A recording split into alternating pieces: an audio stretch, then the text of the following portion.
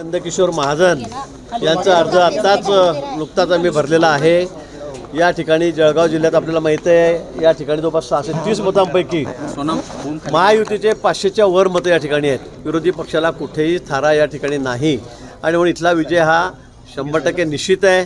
फक्त आमचा प्रयत्न हा आहे की महाराष्ट्रामध्ये सर्वाधिक मतांनी आमची ही जागा निवडून आली पाहिजे आणि ती निश्चितपणे या ठिकाणी येईल। राज्यामध्ये 17 जागा आम्ही महायुती म्हणून लढतोय, 17 जागा या ठिकाणी आहेत। या 17च्या 17 जागांवर विजय हा महायुतीचाच होणार आहे। एक सुद्धा जागा विरोधी पक्षाला मिळणार नाही, एक सुद्धा मिळणार नाही। महापालिकेत जी परिस्थिती झाली, नगरपालिकांमध्ये जी परिस्थिती झाली किंवा विधानसभेमध्ये जी परिस्थिती झाली त्यापेक्षाही वाईट परिस्थिती यावेळेला विरोधकांची या ठिकाणी होणार आहे। लोकांचा विश्वास महायुतीवर आहे, देवेंद्रजींवर आहे, शिंदेसाहेबांवर आहे, सुमित्राताईंवर आहे आणि देशामध्ये माननीय मोदीजी, अमितभाई यांच्यावर आहे आणि त्यामुळे आपण बघा 17च्या 17 जागा महायुतीच या ठिकाणी जिंकेल।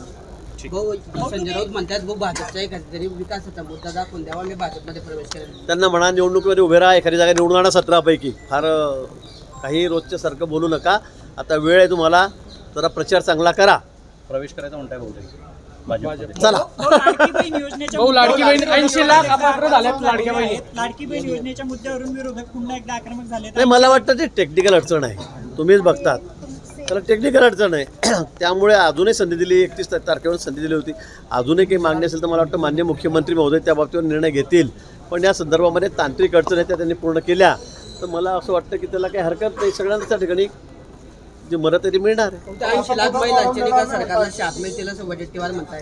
नाही, त्यांना म्हणा तुम्ही निवडणुकीत उभे राहा, तुमच्या जिल्ह्यातही निवडणूक आहे, बघू कोणाचे श्राप मिळतात, कोणाचं पुण्य मिळतं।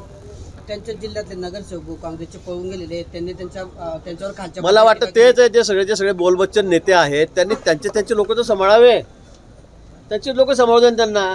आता राऊत साहेब, मी त्यांना म्हटलं तुम्ही एखादी महापालिका, त्यावेळेला मी त्यांना म्हटलं की एखादी महापालिका तुम्ही निवडून आणून दाखवा, फक्त बोलत नका राहू, पण ते काही करत नाही। त्यांचं लक्ष फक्त बोलबच्चन करण्यावरच आहे।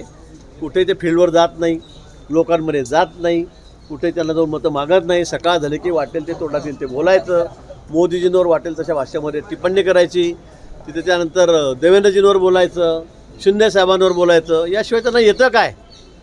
त्यांचा कुठेही जनतेमध्ये प्रभाव नाही, त्यांच्या पक्षाचा नाही, त्यांच्या नेत्यांवर लोकांचा, मतदारांचा विश्वास नाही।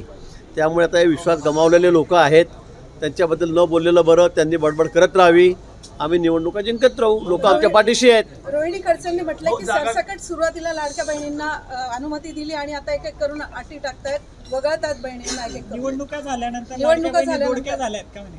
कोण म्हणलं? मला नाही माहिती, मोठ्या नेते आहेत फार। मैत्रीपूर्ण लढत लढू असं शिवसेनेच्या आमदारांनी बैठकीमध्ये म्हटलं होतं। मला वाटतं आता तो विषय संपलेला आहे। सगळ्या ठिकाणी आता कोणीही बंडखोरी करणार नाही।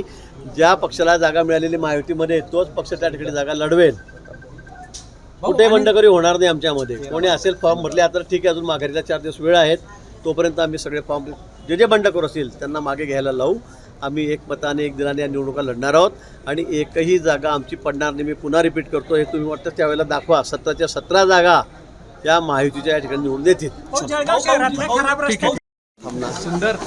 आत्ता पैसे आणतोय, आता तुम्हाला रस्ता खराब दिसणार नाही जळगावमधला कुठे।